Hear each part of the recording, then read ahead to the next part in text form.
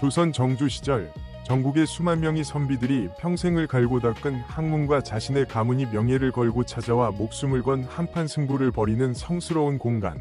성균관의 대과 시험장에는 그 누구도 거역할 수 없는 절대 무소불위의 최정 권력을 쥔 시관, 변대감이 위기양양하게 앉아 있었습니다.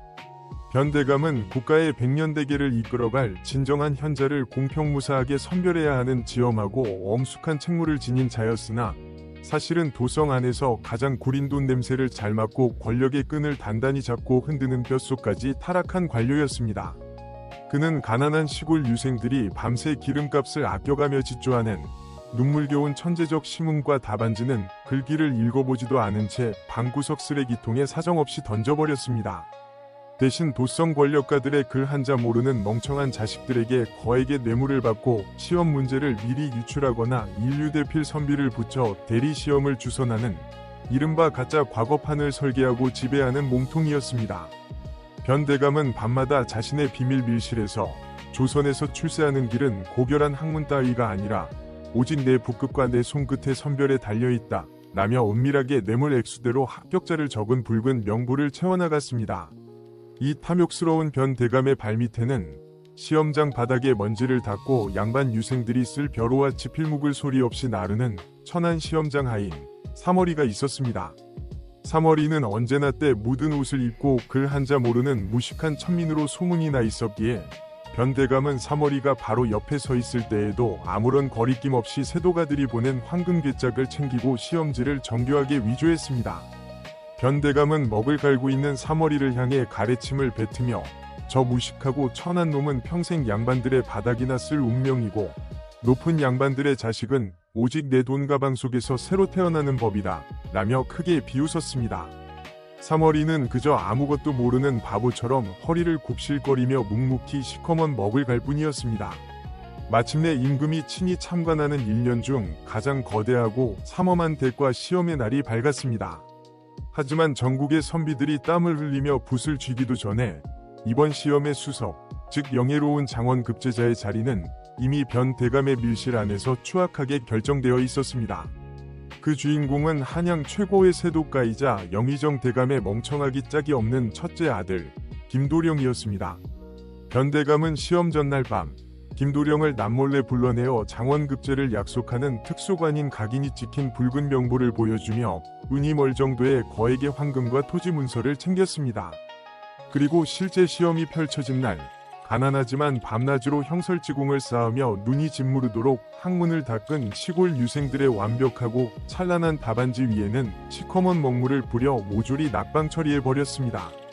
대신 김도령이 제출한 도성 최고의 문장가가 밤새 미리 대리 작성해준 위조 답안지를 당당하게 이번 대과의 최고 장원급제작으로 선별하여 임금의 어탁 위에 바쳤습니다.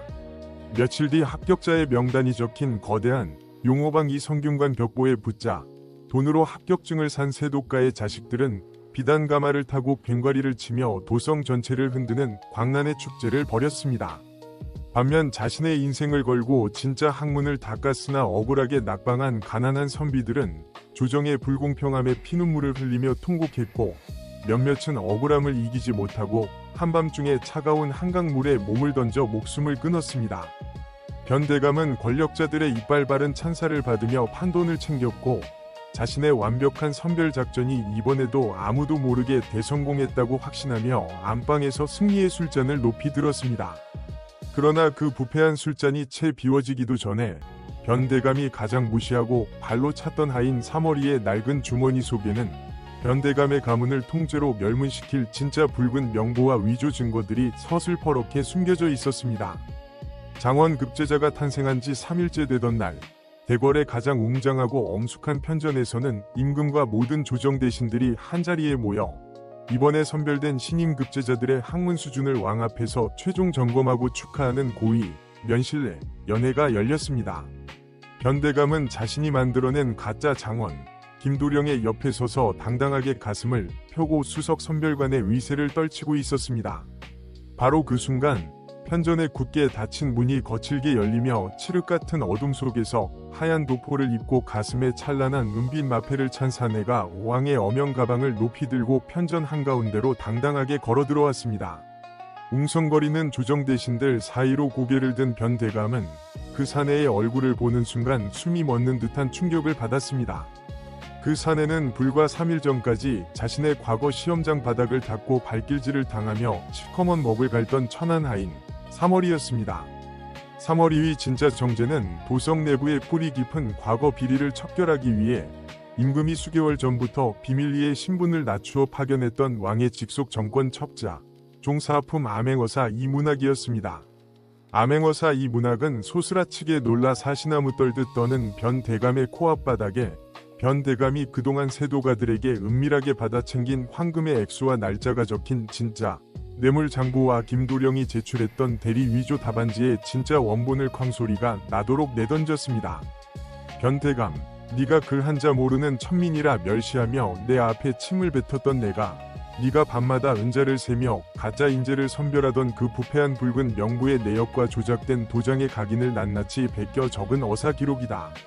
네가 공평하지 않게 돈의 액수대로 선별한 이번 용호방은 조선의 인재를 뽑는 학문의 장이 아니라 나라를 통째로 좀먹는 도둑놈들의 추악한 거래 소굴이로다. 암행어사의 서슬퍼런 호령이 편전의 천장을 부술듯 천둥처럼 울려 퍼졌습니다. 사태가 걷잡을 수 없이 커지자 기겁한 변대감은 바닥에 엎드려 머리에 피가 터지도록 찌으며 악을 썼습니다. 전하, 저 천한 하인의 말은 터무니없는 모함입니다. 소신은 오직 글의 격조만을 보고 뽑아싸우며 저 낙방한 시골 유생들의 글은 천하고 수준이 낮아 공평하게 솎아낸 것뿐입니다. 변대감은 마지막까지 자신의 선별이 정당했다며 부들부들 떨었습니다. 그러자 암행어사 이문학은 차갑게 웃으며 이미 대궐 문 밖에 대기시켜 두었던 100명이 진짜 가난한 낙방 유생들을 편전마당으로 당당하게 불러들였습니다. 그리고 임금의 어명 아래 변대감이 최고 수석 장원으로 뽑아 올린 김도령의 손에 강제로 붓을 쥐어주고 왕이 직접 내린 새로운 시제를 향해 글을 짓게 명령했습니다. 돈과 야바위로 자리를 산 영의정의 아들 김도령은 들이닥친 수백 개의 시선 앞에서 붓을 쥔 손을 미친 듯이 떨다가 단 한 자의 한자도 적지 못한 채 그 자리에서 눈물과 오줌을 싸지르며 바닥으로 고꾸라져 버렸습니다. 반면 변대감에게 억울하게 낙방당해 먹칠이 되었던 지방의 가난한 유생들은 왕의 시제가 떨어지기가 무섭게 거침없이 붓을 휘두르며 편전마당 전체를 감동시키는 찬란하고 고결한 문장들을 일필이지로 쏟아내기 시작했습니다. 진짜와 가짜의 차이가 임금의 눈앞에서 한 치위 오차도 없이 날것 그대로 증명되는 순간이었습니다. 돈과 권력으로 인재의 선별을 조작하고 세상을 기만한 추악한 진실이 백일하에 드러나자 임금의 분노는 번개처럼 경로하여 편전을 내리쳤습니다. 변대감은 그 자리에서 품고 있던 모든 관직에 직첩이 빼앗기고 화려한 관복이 갈기갈기 찢긴 채 포졸들에게 머리채를 잡혀 대궐 바닥으로 끌려 내려갔습니다. 국가의 근간이자 백성들의 마지막 희망인 인재 선별의 정의를 돈으로 더럽힌 죄는 소름 끼치도록 무거웠습니다. 변대감은 가문 대대로 모아온 전 재산을 한순간에 몰수당하고 살점이 터져나가고 뼈가 으스러지는 곤장 100대의 호된 형벌을 맞은 뒤 조선에서 가장 춥고 척박하여 한번 들어가면 살아서 나오지 못한다는 최복단 변방에 가시 울타리가 쳐진 위리안치 유배지로 압송되었습니다. 평생 고결한 척 거드름을 피우며 백성들의 운명을 선별하던 그의 오만한 손가락은 곤장에 맞아 부러졌고 매일 밤 자신이 그토록 무시했던 천한 흉악범 죄수들의 오물과 똥장군을 지며 하루하루 몸이 썩어 들어가는 가장 처참하고 호된 인과응보의 벌을 받게 되었습니다. 변대감에게 거액의 돈을 주고 합격증을 샀던 세독가의 철부지 자식들 역시 급제가 모두 취소됨은 물론 가문이 통째로 역적의 무리로 몰려 가문 전체가 비참한 관노비의 신세로 추락하는 인과응보의 종말을 맞이했습니다. 다음날 새벽, 부패와 불공평의 상징이었던 가짜 용호방의 거대한 벽보는 도성 백성들이 보는 앞에서 불태워져 한 줌의 검은 잿더미로 변해 바람에 날려갔습니다.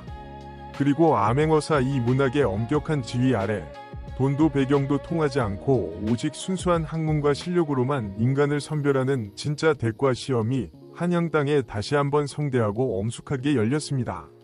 빽이 없어 눈물 흘리고 돈이 없어 낙방의 고배를 마셨던 전국의 수많은 가난한 수재들이 마침내 당당하게 대궐의 문을 걸어 들어갔고 그들의 얼굴에는 마침내 세상의 정의가 살아있음을 느끼는 희망의 미소가 가득 피어올랐습니다.